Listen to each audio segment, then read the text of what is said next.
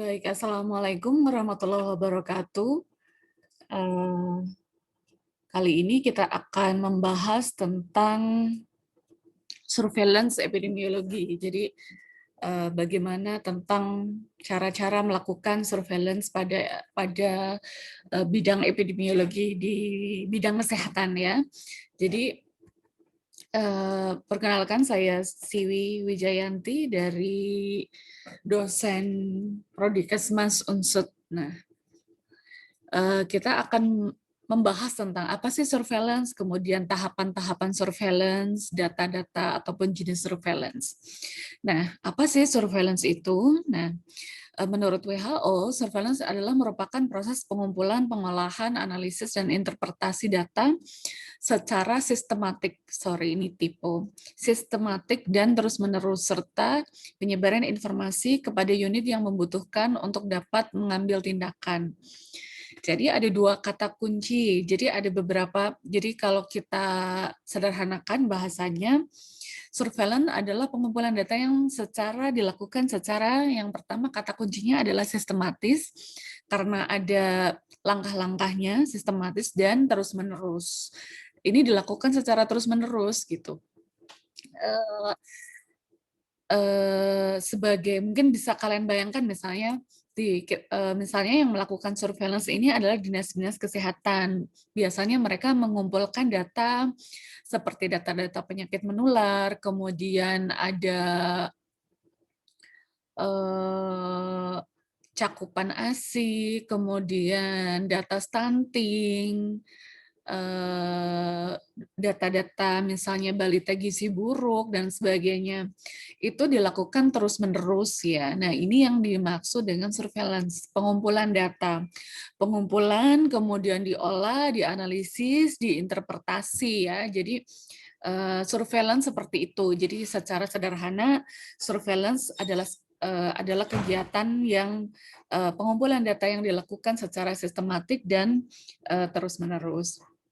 Nah, kemudian ada lagi dari Kemenkes, surveillance epidemiologi merupakan kegiatan analisis secara sistematis dan terus-menerus terhadap penyakit ataupun masalah-masalah kesehatan dan kondisi yang mempengaruhi terjadinya peningkatan dan penularan penyakit ataupun masalah-masalah kesehatan. Sehingga dari kegiatan surveillance itu dapat dilakukan tindakan penanggulangan yang efektif dan efisien melalui proses pengumpulan data, pengolahan, dan penyebaran informasi tersebut. Jadi kalau di sini ada tambahan, apa sih manfaatnya adalah untuk dapat melakukan tindakan penanggulangan yang secara efektif dan efisien.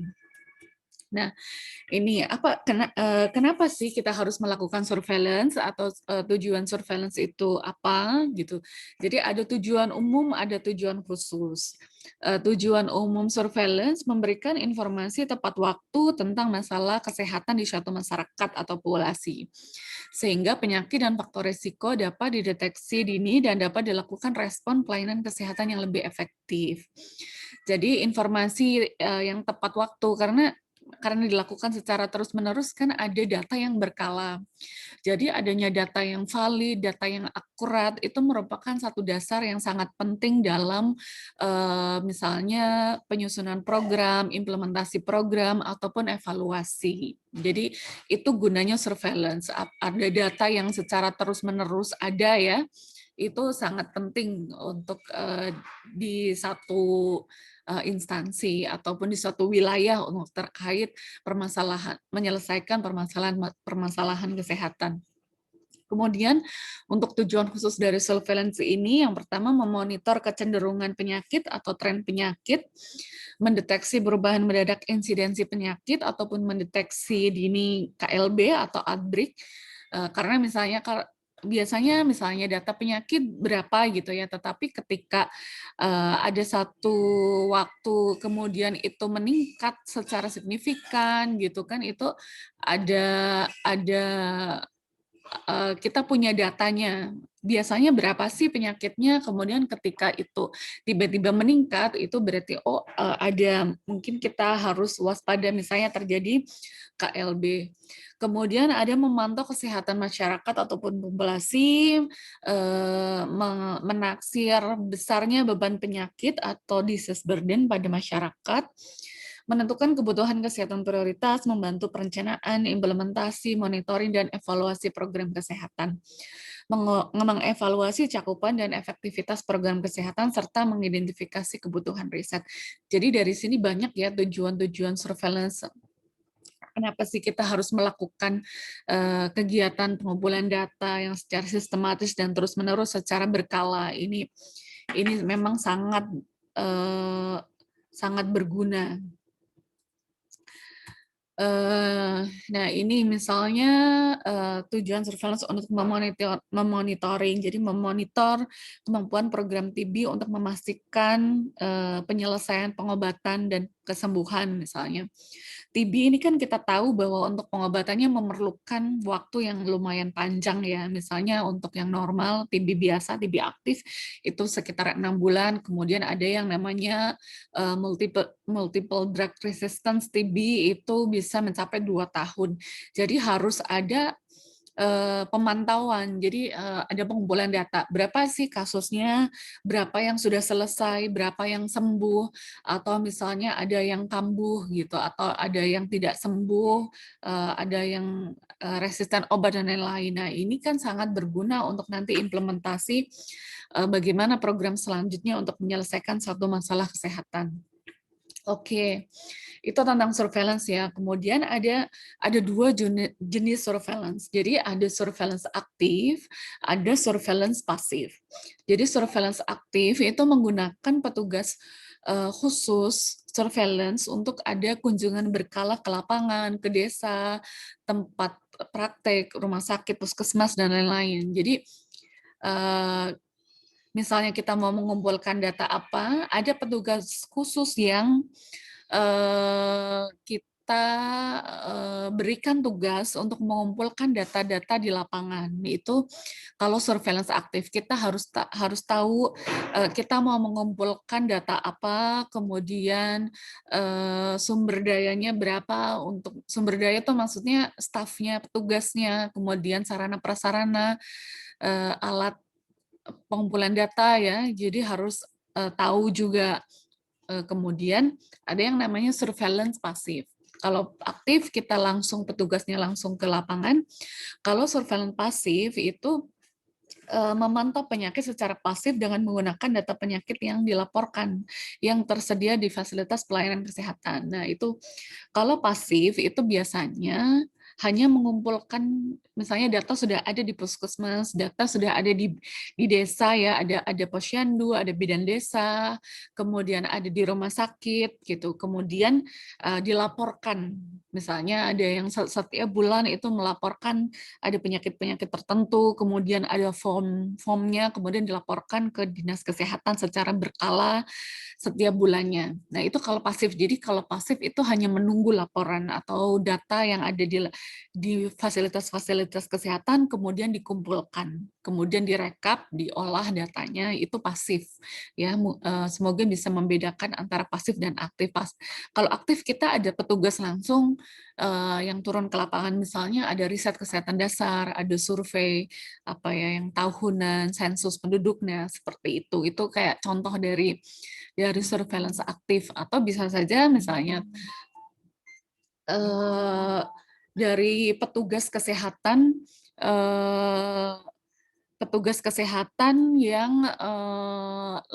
yang turun ke lapangan gitu.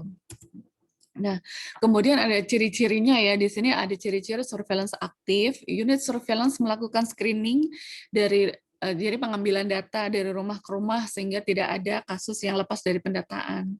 Mendatangi sumber data untuk meminta data surveillance epidemiologi yang dibutuhkan. Nah, ini ciri-ciri surveillance aktif. Jadi langsung ke kesasaran, kita membutuhkan data apa, kemudian kita mencari data itu ke lapangan. Nah, kelebihan surveillance aktif, datanya karena kita mengambil sendiri ke lapangan, pasti akan lebih akurat daripada surveillance pasif, sebab dilakukan oleh petugas yang memang dipekerjakan untuk menjalankan tanggung jawab itu. Kemudian dapat mengidentifikasi outbreak lokal atau kejadian luar biasa di satu daerah tertentu. Kemudian ada kelemahan surveillance aktif bahwa karena kita membutuhkan tenaga, kita membutuhkan sarana prasarana, kita membutuhkan misalnya biaya transportasi dan lain-lain untuk ke lapangan ya pasti akan lebih mahal dan lebih sulit dilakukan daripada surveillance pasif. Kalau pasif kan hanya mengumpulkan data-data masuk kemudian kita rekap. Nah, untuk surveillance pasif, surveillance pasif ini dia membiarkan melaporkan sendiri. Jadi memang ada laporan-laporan yang masuk ke dalam dinas kesehatan atau unit, kemudian baru direkap. Jadi kelebihan surveillance pasif ini lebih murah dan mudah untuk dilakukan. Kemudian ya karena hanya mendata saja ya, data yang masuk kemudian direkap, dianalisis, dilaporkan. Nah, kalau kelemahannya kurang sensitif dalam mendeteksi kecenderungan penyakit. Kemudian data yang dihasilkan cenderung underreported atau kayak mungkin tidak semua kasus masuk ke dalam pendataan karena tergantung kualitas datanya ini sangat tergantung sekali dari fasilitas-fasilitas kesehatan yang melaporkan gitu. Kalau nggak lapor ya nggak tercatat datanya atau ya memang data yang ada aja di puskesmas atau di rumah sakit gitu, tidak mengambil langsung ke sumber-sumber yang harus kita cari tahu informasinya. Tingkat pelaporan dan kelengkapan laporan biasanya rendah ini, tingkat ya yang melaporkan, kelengkapan laporan karena waktu petugas terbagi dengan tanggung jawab utama memberikan pelayanan kesehatan di fasilitas kesehatan masing-masing. Nah, ini ada masing-masing jenis surveillance aktif maupun pasif ada kelemahan dan kelebihannya. Kemudian syarat-syarat surveillance yang baik itu bahwa sistem surveillance yang dilaksanakan itu ada beberapa hal, misalnya harus sederhana, jadi jangan terlalu rumit, ada simplicity, jadi ada struktur dan pengorganisasian yang diupayakan sederhana. Kemudian fleksibilitas, menyesuaikan diri terhadap perubahan-perubahan informasi yang dibutuhkan gitu. Jadi ketika ada data-data yang dibutuhkan berubah, berarti kan alat atau kuesionernya itu bisa berubah ya. Jadi bisa kita ubah, diupdate gitu, menyesuaikan dengan kebutuhan di lapangan. Kemudian yang ketiga adalah dapat diterima, artinya ini misalnya penerimaan terhadap sistem surveillance. Petugas-petugas surveillance di lapangan itu bisa menerima satu sistem, misalnya dapat diterima artinya bisa digunakan, bisa mudah untuk melaksanakan gitu ya untuk sistem pendataan ini. Karena misalnya sistem surveillance sekarang bisa dilakukan dengan sistem online misalnya. Sistem online ini menggunakan software tertentu. Apakah petugas-petugas lapangan itu sudah dilakukan pelatihan untuk melakukan surveillance dengan sistem dengan pengembangan aplikasi tertentu. Nah, itu salah satu faktor dari bahwa itu dapat diterima atau secara acceptability itu dapat diterima oleh petugas-petugas atau yang melakukan surveillance di lapangan. Kemudian ada sensitivitas. Jadi sensitivitas dapat dinilai kemampuan untuk mendeteksi kejadian kasus-kasus penyakit atau kondisi kesehatan untuk dapat mengidentifikasi terjadinya KLB. Jadi data yang ada itu seharusnya ada terus secara berkala sehingga ketika ada kasus-kasus, ketika ada masalah kesehatan ataupun penyakit yang meningkat itu bisa sensitif untuk mendeteksi secara dini kondisi-kondisi seperti kejadian luar biasa ini. Nah, ini ada nilai prediksi positif menggambarkan sensitivitas dan spesifitas serta prevalensi insidensi penyakit atau masalah kesehatan di masyarakat. Jadi prevalensi ini kasus lama dan kasus baru penyakit di suatu masyarakat, kalau insidensi adalah besarnya kasus baru penyakit di satu masyarakat. Kemudian F adalah representatif. Jadi representatif maksudnya mampu mendeskripsikan secara akurat distribusi kejadian penyakit menurut karakteristik orang, waktu, dan tempat. Jadi biasanya analisis yang digunakan itu misalnya penyakit ini jenis jenis kelamin mana, misalnya laki-laki atau perempuan lebih banyak, atau di kelompok umur yang berapa, kemudian pendidikannya apa gitu. Waktu misalnya ada beberapa bulan-bulan tertentu yang memang mungkin pada musim hujan lebih seperti kasus demam berdarah mungkin lebih tinggi pada musim hujan, tetapi lebih rendah pada kemarau ya. Jadi kemudian juga ada tempat-tempat tertentu, misalnya dalam satu kecamatan atau satu wilayah ada tempat-tempat tertentu yang eh, lebih banyak atau kasusnya lebih tinggi, ada apa di tempat-tempat tertentu, atau ketika di pendataan tempat-tempat tertentu itu lebih tinggi, itu berarti misalnya kita bisa merancang satu program intervensi kesehatan itu di daerah situ, gitu bisa dilakukan seperti itu. Kemudian tepat waktu, jadi ketepatan dan kecepatan mulai dari proses pengumpulan data, pengolahan analisis, interpretasi data, serta penyebar luasan informasi pada pihak-pihak yang berkepentingan. Nah, ini juga penting, tepat waktu, pelaporannya tepat waktu, sehingga real datanya itu akurat. Jadi kalau telat datanya juga kita nggak bisa udah mau harusnya bisa mendeteksi KLB atau kejadian luar biasa, ada satu wabah gitu. Tapi kalau datanya telat ya kita nggak bisa mengantisipasi hal tersebut gitu. Kemudian ada 5 kriteria agar surveillance efektif, ada spesifik. Jadi ada misalnya kita mau mencari data penyakit menular, DBD, tuberkulosis, malaria, dan sebagainya. Jadi spesifik. Measurable artinya dapat diukur, action oriented berorientasi pada aksi, realistik memang harus realistis ya. Jadi jangan kita mau mengumpulkan data yang terlalu luas, terlalu banyak, data-datanya terlalu rumit gitu. Nanti di lapangan juga akan kesulitan. Kemudian time frame itu harus ada rentang waktu yang jelas. Misalnya, oh ini data harus dikumpulkan bulan sekali atau 6 bulan sekali gitu. Jadi ada time frame atau rentang waktu tersendiri. Nah, ini tujuan surveillance yang dapat dipilih, monitoring kecenderungan penyakit, deteksi dan prediksi KLB, evaluasi program pencegahan, kemudian memproyeksikan perencanaan kesehatan, eliminasi dan eradikasi penyakit. Nah, ini yang penting nih, komponen surveillance. Bagaimana sih kita atau biasanya instansi-instansi kesehatan itu melakukan surveillance. Jadi ada siklusnya, ada tahapan-tahapannya. Jadi yang pertama adalah pengumpulan data. Jadi kita ada menetapkan tujuannya ya, kita mengumpulkan data apa. Misalnya penyakit setiap ada kasus, kemudian kita mengumpulkan ada formulir satu penyakit, ada pengumpulan data. Kemudian ada pengolahan, analisa, dan interpretasi data. Kemudian dari data yang terkumpul diolah, dianalisa, kemudian diinterpretasi datanya. Kemudian setelah jadi laporan, ada diseminasi informasi. Diseminasi informasi artinya disampaikan gitu, baik secara tertulis maupun secara oral ya, misalnya tertulis berupa laporan-laporan pada pihak-pihak terkait, kemudian secara misalnya ada pertemuan sebulan sekali atau 2 bulan sekali untuk menyampaikan hasil-hasil itu.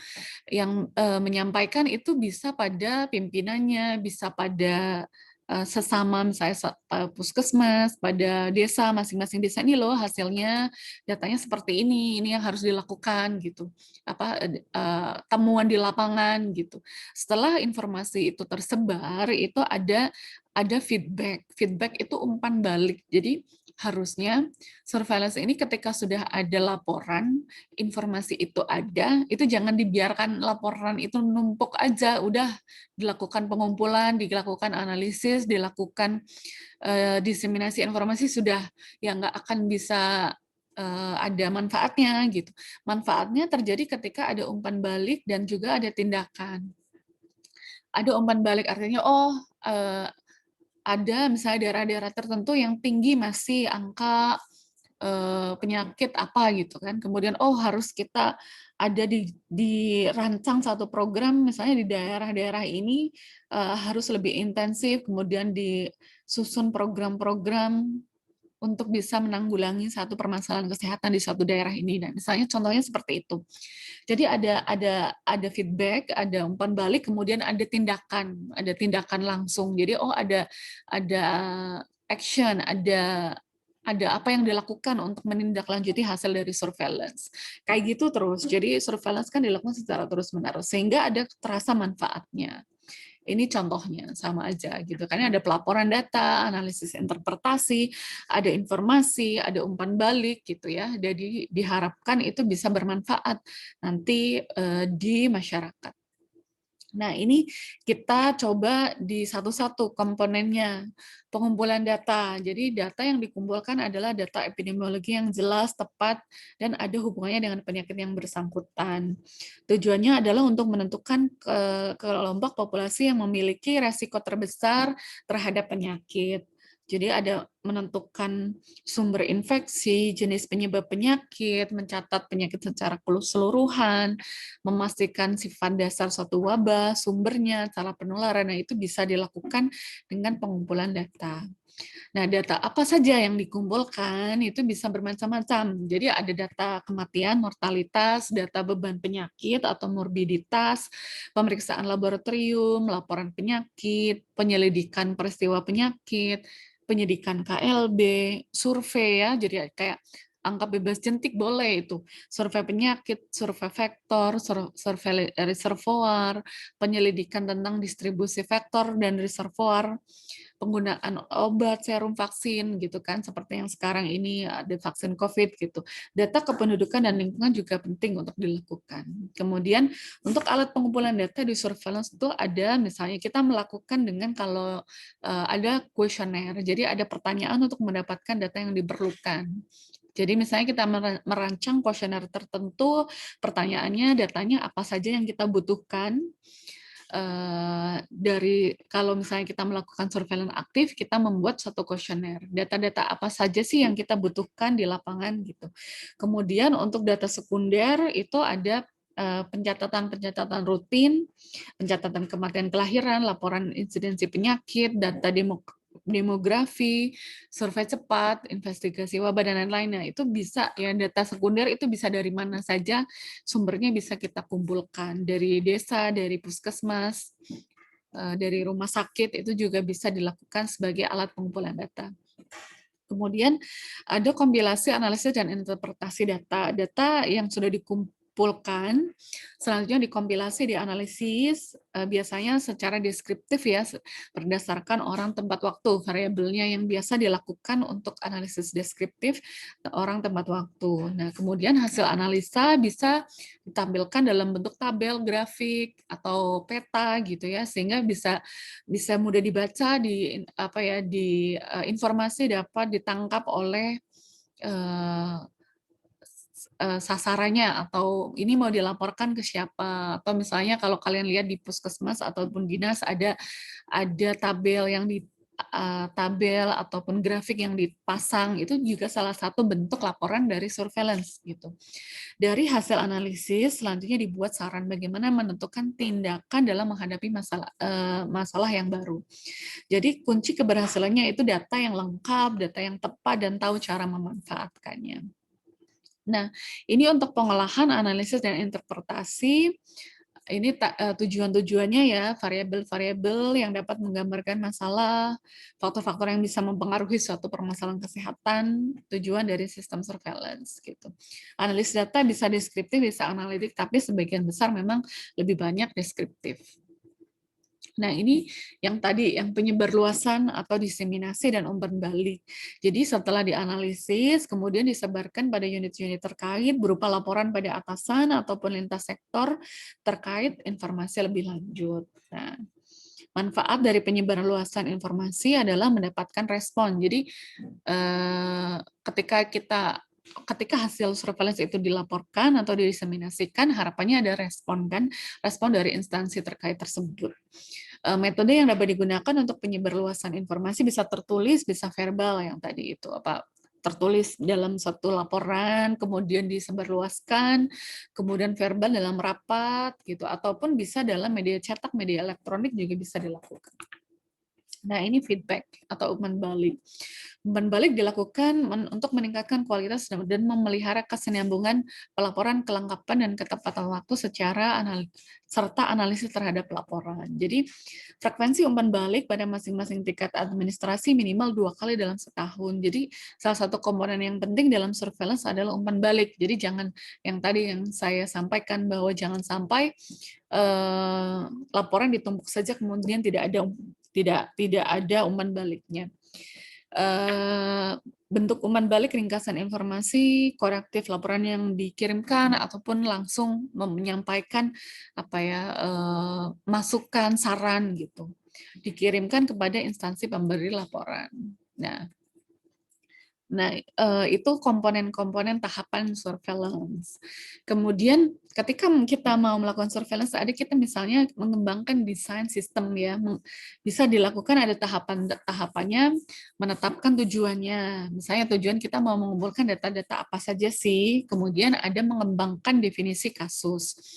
Definisi kasus ini maksudnya misalnya kita mencatat satu penyakit ya, untuk dimasukkan kita termasuk kasus positif itu dengan definisi operasional seperti apa.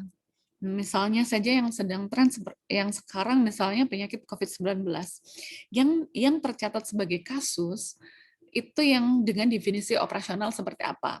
Misalnya hanya pasien dengan konfirmasi laboratorium dengan tes PCR positif itu yang tercatat sebagai kasus. Misalnya ada satu kesepakatan seperti itu namanya definisi kasus. Jadi harus sama, kalau tidak laporan surveillance ini bisa berbeda-beda setiap daerah. Itu bisa menyebabkan datanya tidak valid atau tidak akurat.